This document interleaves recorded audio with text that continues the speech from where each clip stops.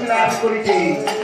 ঠিক আছে, এই যমুনার কোণে কোণে আমি রইব বসে, দেখিব কেমন করে স্নান করে তোমরা শিখতে পারো।